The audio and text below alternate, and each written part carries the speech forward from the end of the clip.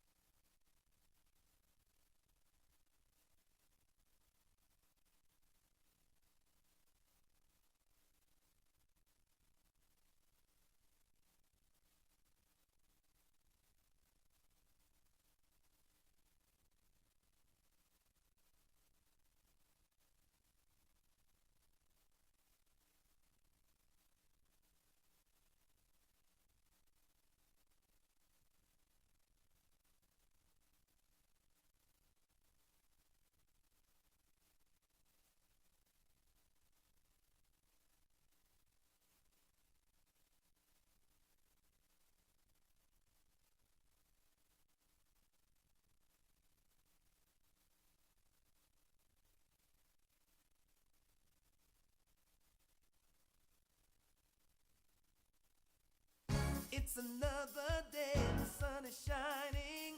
Got to know what's going on around you. Wake up, it's the time to motivate your mind. Come with me, let's make this moment brighter. Wake up with the Bahamas at sunrise. Come on and wake up with the Bahamas at sunrise.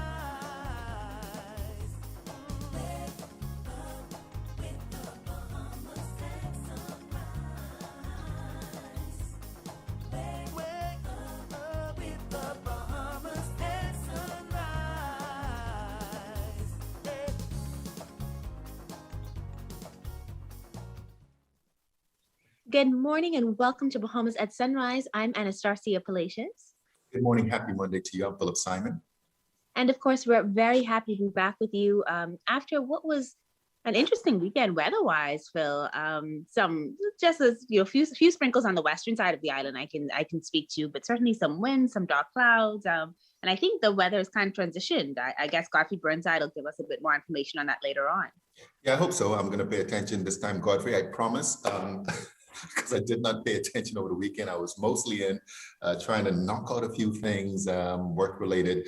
But I did look outside a couple of times and I'm like, what's going on? I thought winter was over. Not quite yet, Phil. And I always tell people February is actually probably the coldest month. And I guess it's because it's blowing in that last amount of cold before I can get out of here and we can get that full feel of summer. But summer certainly did peak in last week. A cousin of mine said, and I agree, summer, we know you're coming. We don't need a sneak preview. Like just that winter's do its thing and we're going to get there eventually. But I'm happy to hear that you had a good weekend, Phil. And of course, I'm looking forward to a great week. Yeah, no doubt. I'm joking about the winter, but over in the United States and up north, they are getting beat down like crazy. It's just amazing to see how Mother Nature can just wreak havoc in so many different ways. Listen, I want to say good morning to Kathleen McKenzie. That's my grandmother down there in Romer Street, Fox Hill. I know she hasn't been up to her usual self the last couple of days, last couple of weeks. And Grammy, I'm going to come and see you this week, I promise. Yeah, you better go ahead and do that, Phil. I've got a call with my grandfather as well. I need to go and see him. It's been about a month or so since I've seen him. And they're so much older now, still got all their faculties, so you can't mess with them at all. But it's important that we get to spend that time because we know that eventually our time winds down. And so, yeah, anybody with those grandmothers, those great-grandmothers, grandfathers, make sure that you check on them this week and that they're having a good one. We've got a great show lined up for you today.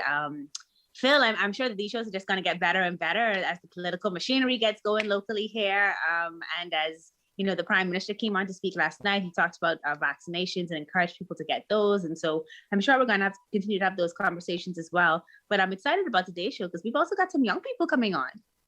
Yeah, one of them I know very well. I'm going to try not to be too biased, but I know the winner very well. She happens to be a niece of mine.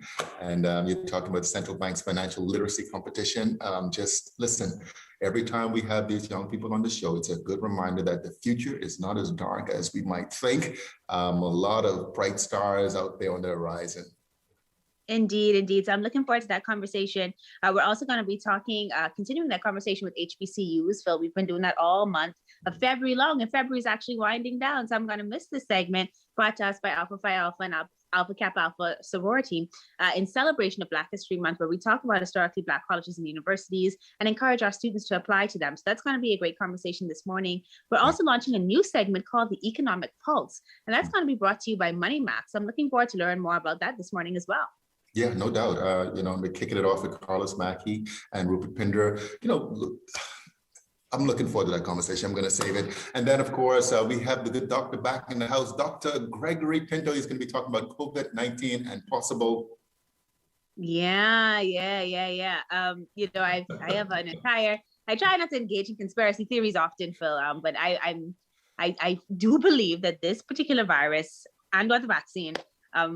They've seen it in scientific results, so it's not just conspiracy related, right? There is some evidence of it that they're studying, and this is new, so we won't know for years out. Might have some impact on our ability to procreate. Fertility is a major concern, and of course, with the global population being what it is, with food resources being what it is, this idea that you might run out of fresh water, there is some concern about how much we can reproduce in the future, and this virus certainly seems to be answering that. So, looking forward to that conversation with Dr. Pinto as well. But before we get to it, Phil, let's find out from Godfrey whether or not the weather's going to continue this week or if summer's going to come back for you. Here's Godfrey Burnside with our first look at weather.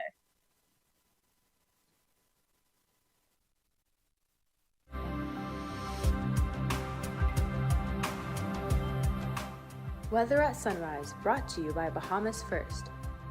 What's first for you comes first for us.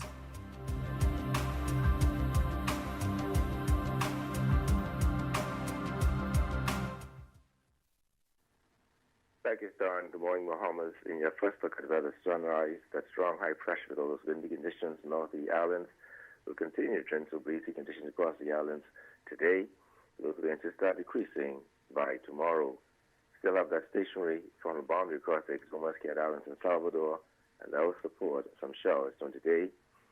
But for the most part, we're looking at variable cloudiness, a little warmer, breezy, with a few showers mainly along that frontal boundary, high temperature 82. Tonight, looking at partly cloudy, breezy and mild, with a few showers along that frontal boundary. The low temperature going down to 68 degrees Fahrenheit. And some region highs and lows across the Caribbean, Barbados 79 and 75. In Jamaica, 79 and 66. In Trinidad, 81 and 74. And the Texas Islands, 81 and 68. Across North America, Atlanta, 52 and 42. In Raleigh, 51 and 31. In Miami, 79 and 68, Dallas, Texas, 53 and 33, and Toronto, Canada, 36 and 30. As we go through the week, second cold front, a weak one now, we move through the islands on to Tuesday afternoon and bring with a couple of showers, no cool down. Those temperatures remain in the upper 70s to low 80s at daytime and the upper 60s at nighttime. That puts you off when you first look at weather at sunrise. I'm Godfrey Burnside. Back to you, Star.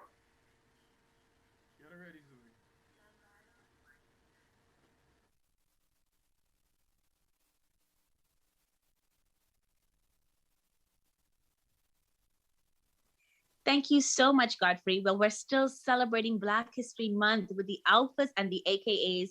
And today we're learning about some of the top HBCUs. In particular today, we're going to feature North Carolina Agricultural and Technical State University, which is actually nationally recognized in the United States for its excellence in STEM education. Of course, that STEM being science, technology, engineering, and mathematics. And we're also going to be talking about Fayetteville State University. This is the next FSU. And they're going to be talking about their university. And, it's really a small university, but they've got over 60 majors. And so we're going to be talking with two of the alumni from these great institutions. We've got Chineri Ejuma. She's from NCANT, and she has a Bachelor of Science in Civil Engineering from that university. And then, of course, we're talking to Trevino Russell from FSU, the other one. And he's a graduate with a BS in Banking and Finance. So good morning, Chineri, and good morning, Trevino, and welcome to Bahamas at Sunrise.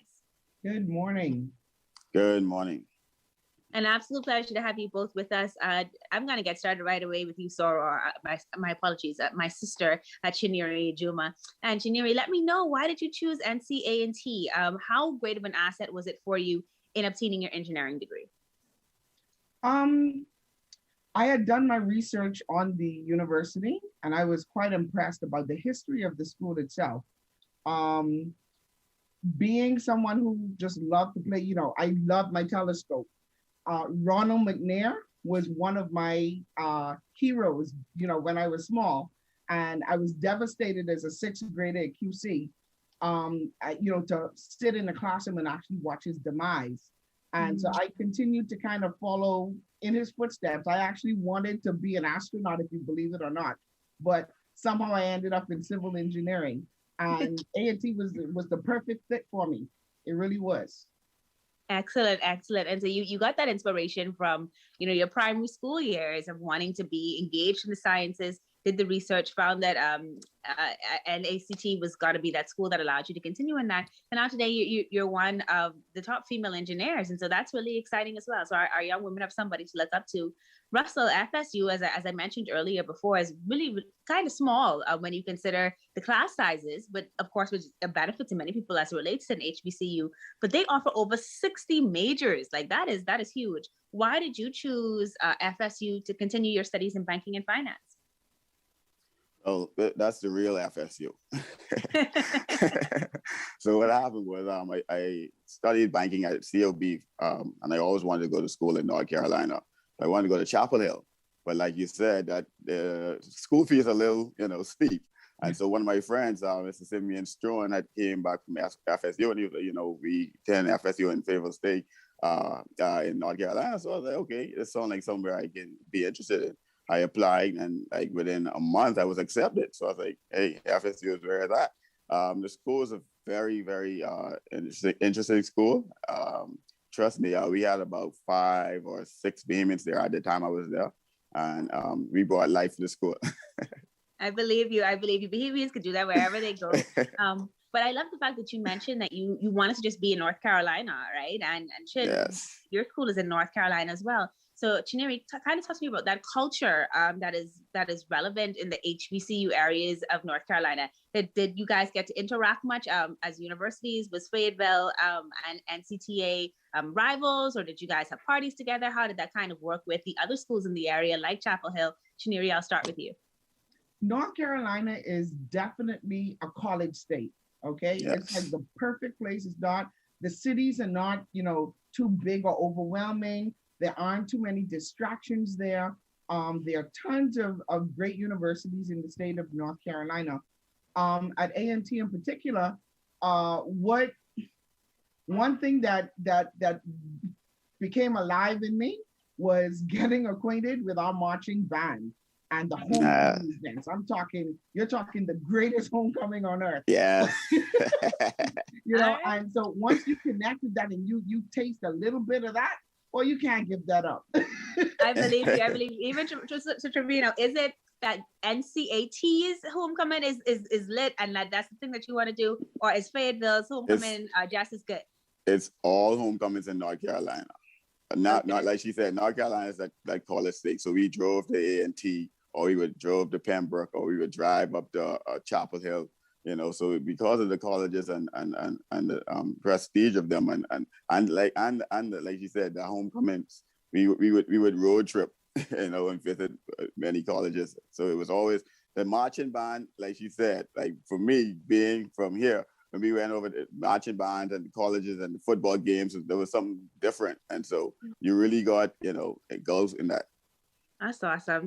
Sounds like a wonderful college experience. And Chineri, so many people love NCAT that 96% of alumni said they'd do it all again if they could. Are you a part of that 96? And is it a school that other Bahamians should look to apply to? If I would, that's a definite yes. I wouldn't go anywhere else. I would not trade A&T for anything in the world. Once an IE, always an IE. What I appreciate about it, because you asked about other kids being, if I would refer the school to others, definitely. In every aspect of who I am is a reflection of what I've learned from A&T. Just as a quick example, I do a lot of mentoring, okay? I do a lot of mentoring I have a karate school, and I'm actually a 4th degree black belt, and I have a karate school here in Nassau, and I use that platform to do a lot of mentoring to my kids. And so I definitely, would use that as a selling point to my students, because a lot of them have the potential to get into a STEM program. And if they're interested in the sciences, I'm definitely sending them by way of A&T.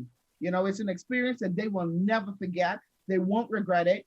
And I think A&T makes professionals. I think the results speak for itself in such an area. I want to thank you for that.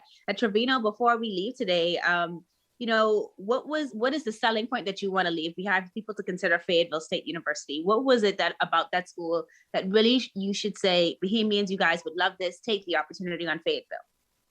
Well, Fayetteville State is a family school, so like you were welcome from you enter the campus. So we had I think there's beginning orientation for freshmen and all that stuff, and they just grabbed us and took a hold of us. It was real family oriented, and then Fayetteville is like Fort Bragg is right located there, which is the 3rd largest military base in the U.S. And so you have that culture, that military culture and all that stuff. So Fayetteville is a school you want to attend. All right. We didn't get to talk about it today, but obviously Greek life is also a huge part of these campuses. And of course, I got a brother from A-Phi here and a sister from Alpha Kappa Alpha here. And so we know that you can also engage in Greek life if you go to these HBCUs where they started. And of course, that's a beautiful sisterhood and brotherhood as well. But I want to thank you both for joining us this morning on Bahamas at Sunrise and sharing these experiences. I must admit that as soon as we can travel freely again, I'm going to all the homecomings. I'm just going to go. Like, I don't have to belong. I'm just going just to get in with the band and the football. It sounds like a fun time. So thank you guys for sharing. I'll be sure to send you a special invite. Thank you, Chin. Let's go to North Carolina together. Yeah, yes. the real FSU. The real FSU. Thanks again for joining us, Chiniri, Juma, Trevino, Russell, and of course to all of the Alpha Kappa Alpha sorority members watching, all of the brothers of Alpha Phi Alpha fraternity watching. Thanks again for sponsoring these segments where we learn more about HBCUs. We're going to be back with more Bahamas at Sunrise right after this commercial break.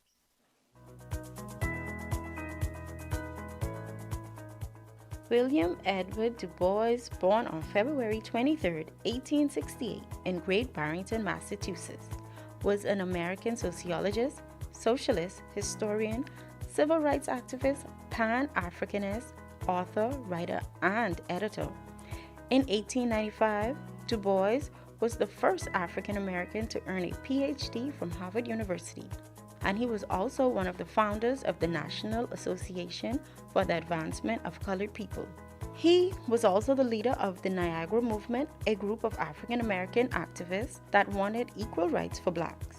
Du Bois and his supporters opposed the Atlanta Compromise, an agreement crafted by Booker T. Washington. Instead, he insisted on full civil rights and increased political representation, which he believed would be brought about by the African American intellectual elite. And he believed that African Americans needed the chances for advanced education to develop its leadership. Du Bois was a prolific author. His collection of essays, The Souls of Black Folk, is a seminal work in African American literature, and his 1935 magnum opus, Black Reconstruction in America, challenged the prevailing orthodoxy that blacks were responsible for the failures of the Reconstruction era. His grandfather, Alexander Du Bois, was born on Long Key in the Bahamas in 1803. A Moment in Black History is brought to you by Alpha Phi Alpha Fraternity and by the Alpha Kappa Alpha Sorority, in conjunction with the Counselors Limited.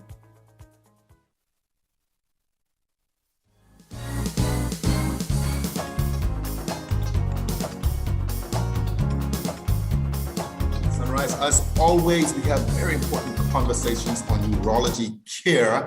And of course, Dr. Gregory Pinto is our professional in the house. Doc, we are talking about COVID-19 and erectile dysfunction. Good morning. Welcome back to Bahamas at Sunrise. Good morning. Thank you for having me, Philip, and good morning, Bahamas, and to my daughter, Gia. All right, no doubt about it. I know I had to pause to make sure that you got that in. Listen, we're talking again of various serious topics, and we're putting them both together, erectile dysfunction and COVID-19. Myth or fact? Unfortunately, it's a fact. So our understanding of COVID-19 and its acute and long-term complications is an evolving process, but more and more information is coming. We're a year or more into our COVID-19 pandemic. Unfortunately, erectile dysfunction is not just a short-term, but in many men, a long-term complication of erectile dysfunction. I'll even go further. It can be a complication leading to male infertility. So that's another reason for us to practice social distancing, good hand hygiene, make sure that we wear a mask. This can impair your life long-term in terms of your ability to have a child, to have a normal, satisfactory sexual life. It's found that the same risk factors, health risk factors for developing severe cases of COVID-19 are the same ones that lead to the formation of erectile dysfunction, such as obesity, hypertension, hypercholesterolemia, diabetes, cardiovascular disease, advanced age, cancer. So these are the same things that will cause you to have erectile dysfunction. You're already at risk of developing erectile dysfunction. And these are the same factors and health conditions that can lead you to have a more severe case of COVID-19. So it's said that erectile dysfunction is actually a perfect biomarker of general physical and psychological health. It's basically telling you that something sinister is going on that we need to look into and determine what we can do to make sure that it's not getting any worse. So how does COVID-19 affect the erectile dysfunction? On several levels. Firstly, it has a hyper-inflammatory response. It can cause inflammation of the blood vessels. It can lead to small blood clots in your blood vessels. That's going to firstly impair your blood supply to your penis. It can affect the production of testosterone at the level of your testicles. So obviously, everybody knows testosterone is necessary for erectile dysfunction.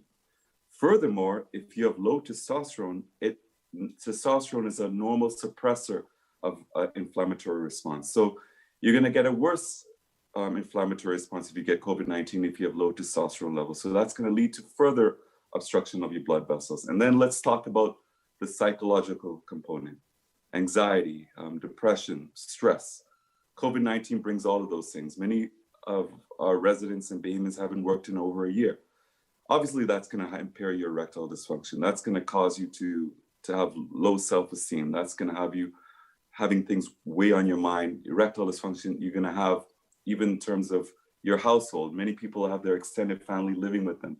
So just even in terms of logistics of having a romantic life with your wife, having a normal sexual existence, is going to be impaired by this whole COVID-19 pandemic. So it's hitting men on every level, unfortunately. Wow. That's a lot, Doc. I mean, I'm glad you touched on the psychological impact as well. I think we've been pretty good here in Bahamas at Sunrise at pointing that out over the last several months. But there's been a lot of talk about the vaccine. Of course, the Prime Minister spoke to this yesterday as it relates to the Bahamas. But what about the vaccine and any impact that it could have on erectile dysfunction, or is that a saving grace? They've looked at that. Studies in terms of human trials have looked at, does it affect male fertility? Does it affect erectile dysfunction? The answer is no. So all evidence thus far has shown that the vaccine is completely safe.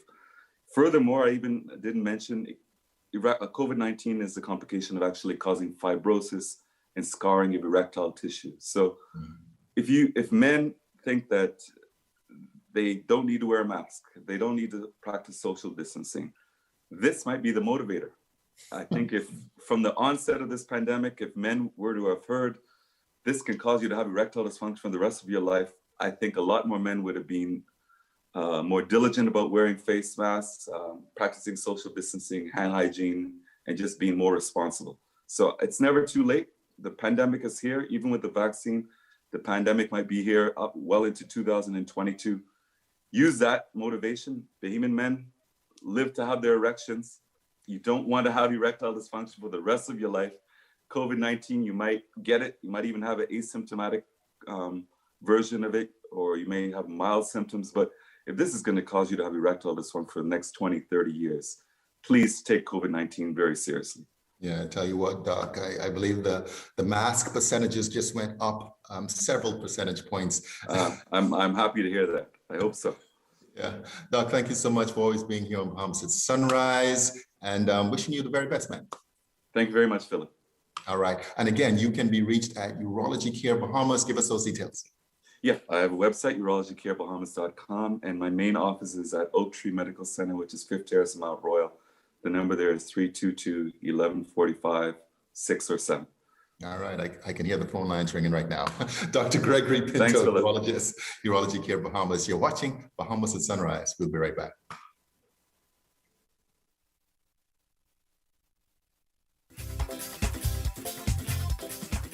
The Bahamas Bureau of Standards and Quality, or BBSQ, ensures better business practices in the Bahamas through the development and promotion of voluntary and mandatory national standards. Standards are guidelines which ensure that goods and services are produced with the safety of consumers and the environment in mind. BBSQ has developed standards for the manufacturing of bottled water. All vehicles brought into the country are also subject to standards. We have protocols for the poultry and egg production industry. National standards also apply to the construction industry. We are setting quality management and quality assurance guidelines to ensure that medical laboratories are competent. Standards help businesses to reduce expenditure, improve customer satisfaction, access new markets, reduce environmental impact, increase market share, and innovate. For consumers, standards provide improved choice, lower costs, greater assurance, compatibility, consistency, and better product information. We believe that standards matter to everyone, everywhere. We are the Bahamas Bureau of Standards and Quality, where quality is our standard. BBSQ, coming For through. you, for me.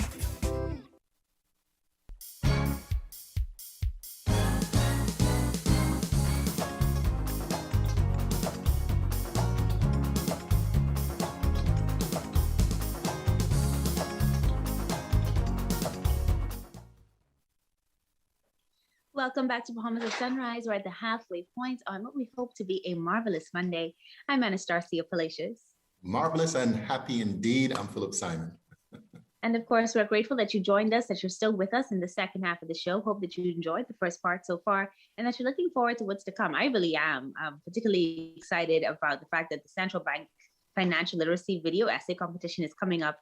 Phil, if you've seen these kids, and you said that you know the winner, she is something else. I was watching her video this morning, and they're so intelligent, and it's a joy to see us trying to teach people, even at that age, Phil, about financial literacy, which is so important.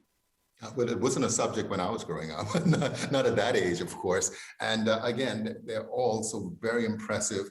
Sometimes they surprise us with their wisdom and their wit. And I think we take it for granted, but if we converse with them, a lot of solutions to world's problems are found right here in these children of ours, right? Indeed, they really are. So I'm looking forward to the second half of the show. Interesting conversation with Dr. Pinto, as always. Yeah, I was going to elaborate, but I'm sure, my nieces, nephew, and my kids may be watching as well. So we're going to save that conversation, the continuity of that conversation for Friday. Indeed. But we still got more to come in the second half, as we suggested. Looking forward to that conversation with those young people that Phil and I are so excited about regarding financial literacy, and hoping that we can learn something too as adults. As Phil said, it's not a conversation that we had, but more and more we recognize the importance of it, especially with this economy. And that's what you're kind of going to be covering with our good friend Karlos Mackey and Rupert Pinder, right, Phil? Right, and a new series called Economic Pulse. We're going to put a lot of attention going forward on the economy. We always do here in Bahamas at Sunrise, but we're going to dig a little bit deeper. So looking forward to that conversation. All of that ahead and more. But before we get to it, we're going to take a second look at weather with Godfrey Burnside.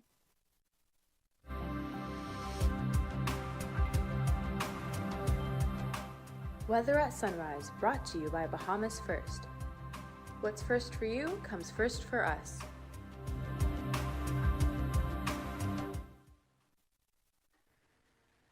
Thank you, Star, and good morning, Bahamas. In your second look at weather at sunrise, We have that high pressure system north of the islands that generated windy conditions as winds are starting to decrease at this point in time. But you have a stationary frontal boundary just across the Exumas, Cat Islands, and Salvador that will support some showers during the daytime hours. In your marine forecast today, still have that caution posted and asking boaters to not venture too far from port. Winds will drop southeast at 15-20 knots, but those seas are 6 to 9 feet over northwest Bahamas. East to southeast at 15-25 knots, seas 6 to 9 feet over the central and southeastern islands. On Wednesday, they have that cool front. Those winds south to southwest at 10 to 15 knots, sea 2 to 4 feet over the northwest and central Bahamas. East to southeast at 10 to 15 knots, sea 2 to 4 feet over the southeastern islands. Then on Wednesday, those winds variable at 10 knots or less, seas less than 3 feet on northwest and central Bahamas. East to southeast at 10 to 15 knots, sea 2 to 4 feet over the southeastern islands. Your tides. You can expect a low tide at 10:15 this morning. Next high tide will be at 3:56 this afternoon. Low again tonight at 10:02. Sunset 6:06 this evening. Rising was 6:38. UV index 7. Your water temperature 72 degrees Fahrenheit. Honeymoon phase for its quarter. Standard look. A week's of cool front is expected to move through the northwest Bahamas on a Tuesday afternoon. That'll bring about a couple of showers. And that's to move into the central Bahamas by Wednesday. No significant change in temperature. Temperature will still be in the upper 70s, low 80s daytime, and the upper 60s at nighttime. That's what's up in your final good weather at sunrise. I'm Godfrey Burnside. Back to you, Star.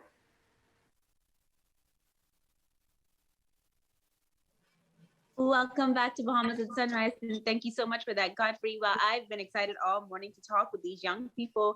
If you want to find their videos, you can find them on Facebook. The Central Bank of the Bahamas held a financial literacy video essay competition under Get Money Smart Bahamas campaign for students in primary, junior, and senior high schools. And today we'll talk with the first, second, and third place winners in the primary category. So happy to welcome to Bahamas at Sunrise, Ms. Tiana Swan.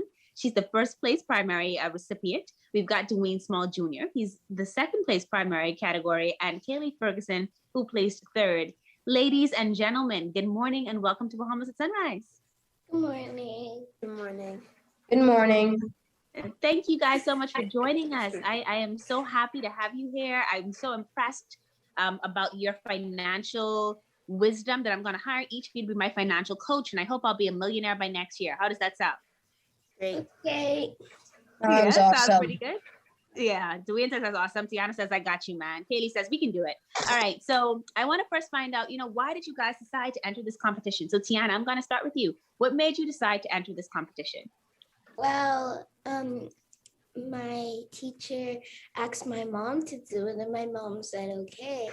I didn't really know what financial literacy was, so me and my mom did some research, and I found out what financial literacy is, and I just felt like it was fun to do it. Yeah, that sounds like a lot of fun. And I saw your little sister was even dancing in the background of the video, so I think she had fun too, right? She didn't really know we were filming at the time, so she just did whatever. Yeah, little sisters tend to do that. I'm a little sister, and I would do that to my big sister all the time. What about you, Kaylee? Why did you decide to join the competition? I decided to enter this competition because my teacher thought that it would be great practice for me because she likes my writing. Okay. So I decided to enter. All right. So do you plan on being a writer in the future? I'm thinking about it. Okay, well, you've got a whole big world ahead of you, so you get to choose whatever you want to be. I'm sure whatever you decide, you're going to be financially literate at it. Dwayne Small Jr., what made you decide to enter this competition? Let me first say congratulations to Tiana and Kaylee. A job well done. Well, I joined the competition because I wanted to challenge myself. Okay. And you wanted to challenge yourself to be a better writer, a better video star. What about that challenge made you feel like this was the competition for you? A better writer.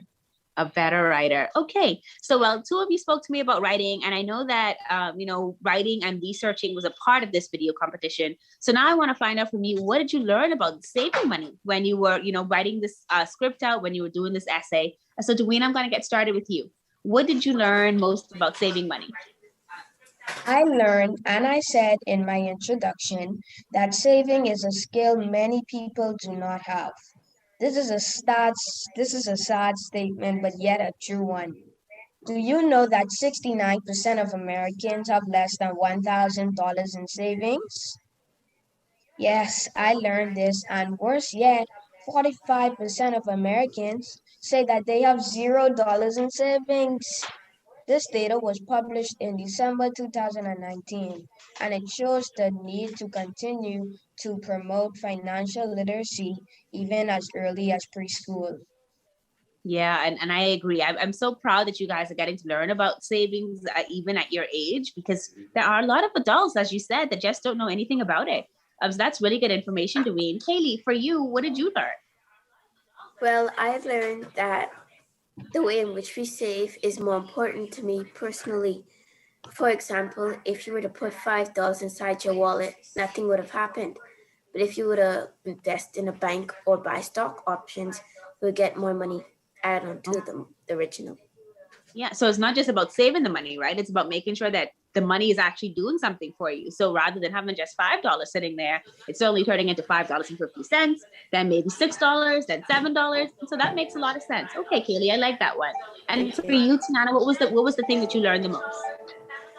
I learned that you should give money a purpose, like pay your tithes and just saving for many stuff. Okay, so money should have a purpose. And I saw in your video, like you separated your money. You had a bag for savings, a bag for tithes, a bag for retirement, Tiana. Are you saving for retirement already? Yes, ma'am. Yeah. Okay. All right. Good stuff, Tiana. Serene, in your video, you encourage people to spend less on unnecessary items. How much do you think a person can save per year by giving up things? This is an excellent question. I can remember when I wrote my essay, I found that according to a research published on USA Today, the average adult in the United States of America spends $1,497 a month on non-essential items. This is roughly $18,000 a year on things we can do without. So this example confirms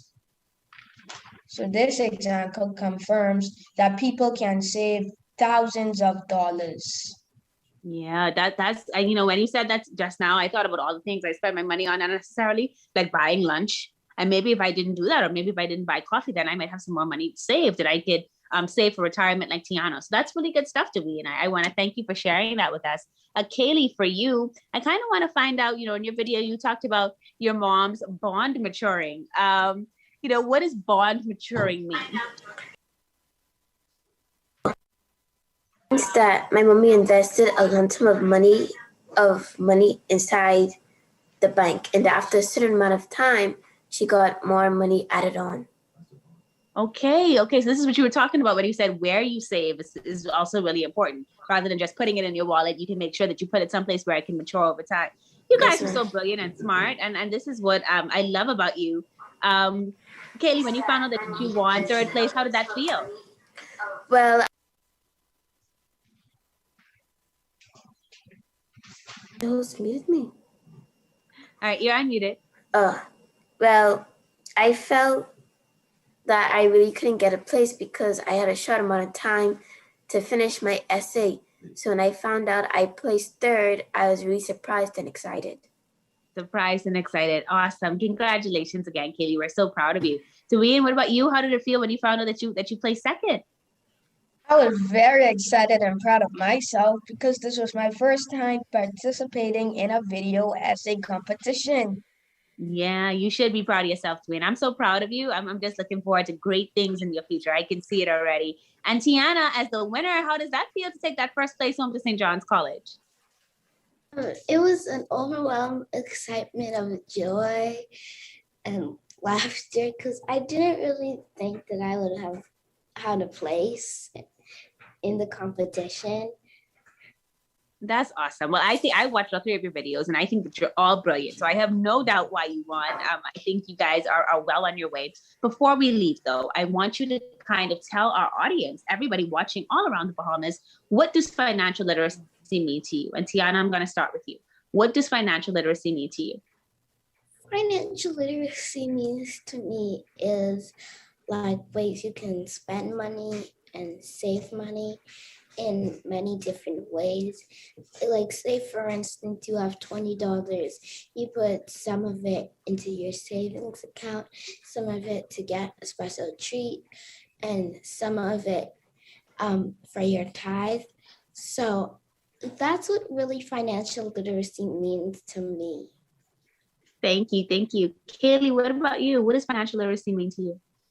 Financial literacy means to me personally, it is an understanding and knowing how to manage your money more responsibly. And what school do you go to, Kaylee? Kingsway Academy. Kingsway Academy. All right. Thank you, Kaylee. And thank you to all those Kingsway Academy students out there that are watching this morning. Dwayne, talk to me. Tell me what financial literacy means to you. After participating in this competition, I would say financial literacy is being smart with your money and making your money work for you. Yes, Dwayne, I like that. And I like the finger point too. Make your money work for you. Dwayne, what school do you go to? I attend Temple Christian. Temple Christian. All right, so we got some Kingsway Academy in here. We got some St. John Shides in here. And of course, we've got the great Temple Christian School here. I'm so grateful that all of you joined us this morning on Bahamas at Sunrise. You are all so intelligent.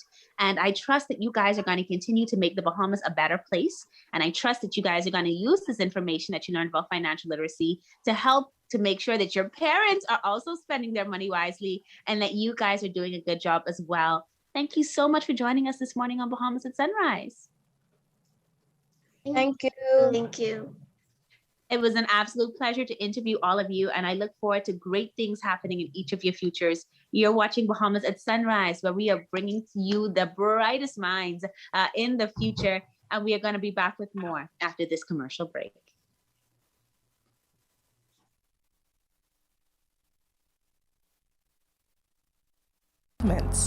It's our nature, and it's where we put our customers. At Bahamas First, we've refreshed our look, but our nature remains the same. We design insurance solutions that protect our customers from life's uncertainties, whatever they may be. We equip you for the future so that you can recover stronger. Bahamas First, what's first for you comes first for us. Our world has changed. Many businesses have been closed for months, with little or no access to their customers until now. Rev Media can help you remain connected to your customers. Our trusted customized advertising packages and personalized consultants will provide your business with immeasurable support during this challenging time. Your customers are already watching. Rev Media can help you to remain connected. Call us today. Let us help you.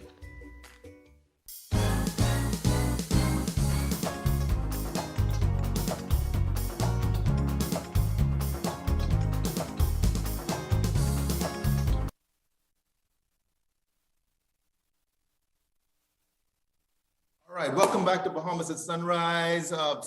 Great interview with those young persons. So very proud of them, and congratulations, of course, to Central Bank for putting this on. But now we've got some adults who are going to be continuing this conversation. Guys, I hope you watched what you have to follow, man. That's a pretty hard act to follow. But this is the economic pulse, right, of the nation. It's a new series. We're starting it out with Rupert Pinder, economist, and Karlos Mackey, sporting a new beard, by the way.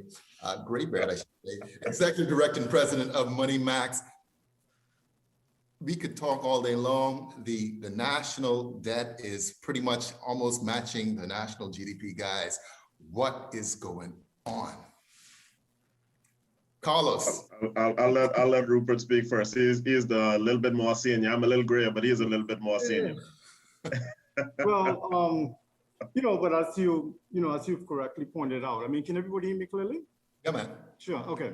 Well, certainly, I think we all know in terms of where we are with respect to the national debt, and that was the concern I had. I think from March of last year, the start of the pandemic, in terms of when I look at the numbers, in terms of projecting forward, in terms of some of the things that I saw, and so clearly, our debt to GDP, but And I think just to put things in perspective, because I think everybody speaks of the economy in terms of pre-COVID and post-COVID. But I think what is important to note here is this, is that a lot of the problems that we're experiencing now, including our debt levels, predates COVID, right? So what COVID has really done is expose a lot of the cracks that were already there with respect to the foundation. And clearly there is a concern. And in my view, notwithstanding that the challenges that the policymakers have at this time, given in terms of where we are, I mean, there's no question about that. However, we cannot continue to borrow to address our problems. I mean, that is not a sustainable position. I mean, you say that, Rupert, but I mean, what are the alternatives? Yeah, one of the things is that, you hear that a lot. Yes, I mean, well, clearly in terms of what are the alternatives. And one of the things here is that I think we have to find a way, and I know a lot of people don't want to hear this, but I think we have to find a way to walk and chew gum. And by that I mean, we cannot afford another lockdown. We have to find a way to keep some semblance of economic activity while at the same time managing this crisis. And I know, particularly, I think all of us are affected by it because, we may have either ourselves or relatives or whatever who may have certain comorbidities, etc. So we all know the dangers of it and so on and so forth. And nobody's saying be irresponsible. But I think that there are some countries around the world, for example, New Zealand, I think that they've done a commendable job. But one of the things is that for a developing country like ours, we do not have the luxury of printing money, as in the case of the United States, in terms of stimulus packages and so on and so forth. So the reality of it, is that we have to find a way to manage the crisis, in my view. Yeah, listen, I'm just putting it to you because it's the question that everybody wants to know. What do we do? I mean, obviously, IMF again is projecting very modest growth for the Bahamian economy. There's a possibility that unemployment can remain high and double digits straight through the year 2026. Karlos, you're in the thick of things, man. What do you think the policy focus should be at this time? Well, I'll tell you, Simon, I'm a bit disappointed that we are not being a little bit more imaginative and a little bit more creative in the way that we approach this particular situation. For example, your company and mine, we exist in a financial services space that can be considered based on some of the developments and investments we've made as fintech. And I've yet to hear a real reimagination of what financial services could and should be. We look at tourism and we understand that the difficulties that exist with tourism are going to exist probably for at least another 12 to 18 months in some form or fashion. My answer is, what is the plan for financial services? How are we going to actually turn the financial services sector into a pillar of the economy that can help to cause a true rebound? Income in the financial services sector does not have to be dependent on bodies. While I do believe that there should be what I call a COVID trust strategy, there are persons who have indicated, even at the most recent Business Outlook, Professor Gilbert Moore talked about COVID trust zones. So I think that there should be a strategy to get heads in beds as far as us getting in foreign income. But as far as really reimagining what our economy needs to be in the short and medium term, I'm really disappointed that we haven't looked at financial services and said, you know what, let's be more than simply a processing center. What do we need to do in the immediate term? What tools do we have? What companies do we have that can actually begin to even exist and go into other markets, whether that's joint venture, mergers and acquisitions? What can we do to actually say, let's use our financial services sector as you would call it, a springboard for the economy to kind of get back on its feet and actually launch us forward on a new structural path, as Mr. Pinder would have talked about. I mean, you use the words imagining and reimagining and government in the same sentence, Karlos. I won't hold that against you. It very rarely happens through no fault, well, sometimes through faults of their own, but it's a very difficult thing when you talk about governments. The default position is always, regulations, and it's just difficult to move that boat at times. But I accept the point that there remains tremendous opportunity, as there has always been in the financial services sector. You talk about fintech. Barbados got very high marks by the IMF recently because they had a workable plan, right? And Rupert, you've talked about this so many times in the past. We can do the same, can't we? I think we have been doing the same, and it might just be a matter of execution. And presumably that's a question for me, right? Right. But for in terms of the workable plan, I was just reading something on social media about that because I put something out there, and I guess a lot of times like this, so persons say, well, what is the solution, etc. But in the case of the Barbados, the Mia Mottley administration got very high marks from the IMF, as you just alluded to, in terms of a workable plan. And if you will look in terms of our economic recovery report, there's a lot by way of merits within the report. There's no question, and an extensive amount of work has been done by some very, very, very, very good people. However, in my view, and I say this with the greatest of respect, but at the same time, advancing a discussion here. And that is that the challenge that I have with it is that it's very good on a conceptual level, right? So, for example, if you talk about the need maybe to diversify the economy, et cetera, in light of some of the things that are happening. But one of the things is that when I look in terms of the economic recovery report versus that of in terms of the Mia Mottley's administration report, is that what I saw is that I saw key performance indicators. I saw measurable objectives. I saw things that, for example, where the IMF and even in terms of the local population can hold them accountable to say, well, okay, here are a set of steps here in terms of a progression towards these, towards these overall objectives. And notwithstanding the challenges that Barbados is having, and in some cases, some persons may argue that perhaps even maybe slightly worse state than in terms of what we're experiencing. Nevertheless, they have a plan. They have a plan that not only speak to the local population, but also speak to the international community.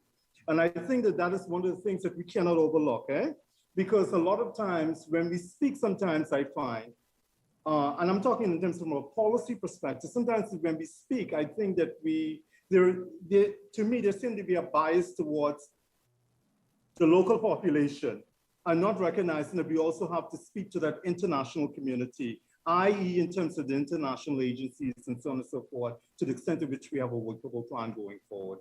Yeah, those international agencies, that's a mixed basket at times. Sometimes you want to speak to them and sometimes you just want to I understand. Throw out the trash, right? We won't get into that here on Bahamas at Sunrise because they are important to what we do, as international as they may be. You talk about the ERC, and I've read some of the material that came out. You're right, excellent in a lot of regards, and we're seeing some of those things slowly coming to fruition. Karlos, in times like these, you have to be razor focused, not just as business persons in your homes, even as a government. Can you speak a little bit more about, what the austerity measures should be? We've got a little distraction that might be coming up here. People are talking about it all the time, called the general election.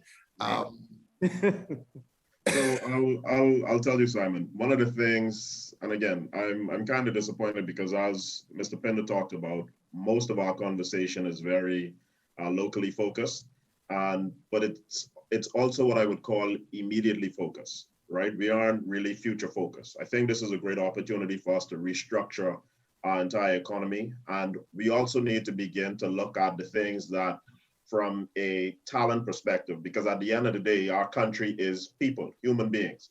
What have we done from a talent perspective in terms of our education and labor programs to prepare our country for the world that is going to be what I would call this so-called new dispensation, right? We need to take a very serious look at that. There was a significant stumble with the virtual learning. I think everyone needs to acknowledge that, but that doesn't mean that virtual learning altogether should be thrown out. What are we going to do for the population of young persons between 16 and 40, where that unemployment would be called youth unemployment. 16 and 35 really is somewhere hovering now around 45, 50%, right? We have a significant amount of persons that are functionally illiterate. As we talk about rebuilding an economy for the medium and long term, not just doing stopgap things to allow what I would call electability to become the primary concern. We have to begin to think about what are we doing for those that are in their prime working years now? How do we recover that potential? And what are we doing for the kids that are in school right now? I think all of us should have seen that all of the things that we learned, right? We're professionals now. We are the persons who are either helping to shape the economy as business owners or in Rupert's case, as a professor. We are shaping the next generation. We are shaping what the world will look like in the Bahamas over the next 10, 15, 20 years. I think all of us has realized that a lot of what we learned has become now outdated. We need to make sure that the kids that are in school now don't have that as their experience as soon as they leave the doors of school, right? So for me, we need to look at industry. We need to be very focused on making sure that the public purse is not unnecessarily expanded. But at the same, again, people have to eat. Again, we run a country for humans. People have to eat, people need shelter, but we have to do that in ways that are productive. There are enough opportunities for us to actually say, you know what, all of our government spending and entrepreneurship is going to be towards ideas and the kinds of entities that are going to help us, again, in the short, but not just short, medium and long term, right? There are some interesting young entrepreneurs who want to be in the agriculture and marine sector. And I think we need to pour more energy into that. There are some opportunities in the fintech space. One of the things that I think we've missed the mark on is the Bahamas should, in my view, be the disaster recovery finance center for the West Indies, right? We are coming into another hurricane season. Why don't we plan for the Bahamas to be the place where wherever disaster happens, we are going to be the funnel for that, for all of that funds, for the administration and the distribution of those funds. Again, we have to be more creative, but we must make sure that the talent that exists now, that is latent, and the future talent of the kids, we have to do a better job of making sure that we prepare them for the world that they're going to inherit. I tell you what, Rupert, Karlos just beat you to it. He summed it up all very nicely. We have run out of time here on the Economic Pulse. Gentlemen, thank you so much as always, man. Very enlightening. Thank you so much, Simon. All right, that's Rupert Pinder, and Karlos New Pappy Mackey for joining us here this morning. Thank you. Yeah, she stayed asleep a little bit and allowed me to get out early. Yeah, but I see that gray is really popping out, man. Listen. It's all love. This is a measure of the love. No doubt about it. No doubt about it. All right. Thank you so much, guys. Thanks, Simon. All right. You're watching Bahamas at Sunrise. We'll be right back. Since 1967, Freeport Oil Company Limited has been dedicated to fueling growth and prosperity in the Bahamas. We have been a constant pillar within the country, striving to invest and support our community through the best of times and the worst of times. For us, Full Call represents 21 years of strength and consistency, consistent leadership, consistent growth, consistent customer service. Through it all, we are resilient. Full Call, fueling growth for people. Doctors Hospital is proud to introduce the Loyalty Advantage Membership Program, or LAMP.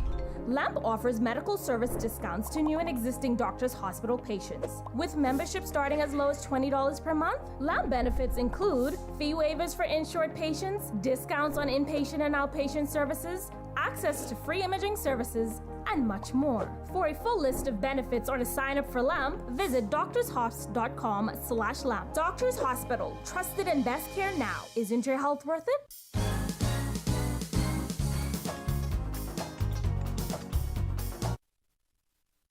Thank you so much for joining us this morning on Bahamas at Sunrise. We trust that you enjoyed the show today. Phil and I certainly enjoyed hosting it. Phil, a great segment ending there with two of my favorite guys, Rupert and Karlos. You know, we could talk all day long about the economy, but like they say, the bottom line is we have to act, right? You know, the waters have to be moving. You know, the minds have to be active. And, we, like Karlos said, man, we run a country that's comprised of human beings, right? And so we have to also pay attention to the needs. Great conversation. Yeah, no, I always admire intellect at work, and I just hope and trust that those in positions of power listen. But I also recognize, and I never take this away from those in positions of power, that there are things that they would see and know that we just don't, as the average citizen. And so I guess there is this balance of trying to do the best they can given the circumstances. And so I continue to hold our leadership up in prayer, and I hope that as the new cycle of election approaches, that people are just using those things that Karlos talked about, thinking in new ways, using new strategies, talking with new advisors, because the future just is going to look so different than the past did. We've got to be innovative. And so, yeah, it's been a great show. Yeah, great show. And one final shout out to the parents of those students earlier, Tiana, Kaylee, Dwayne, amazing, but continue to be encouraged, continue to do a great job, not just those parents, but all of the parents out there who are pushing our future in the right direction. So again, good morning, Jahali and Natasha. a little biasness. Nothing wrong with that. Good morning and have a great day to everyone. We'll be back with more on Friday. Bye.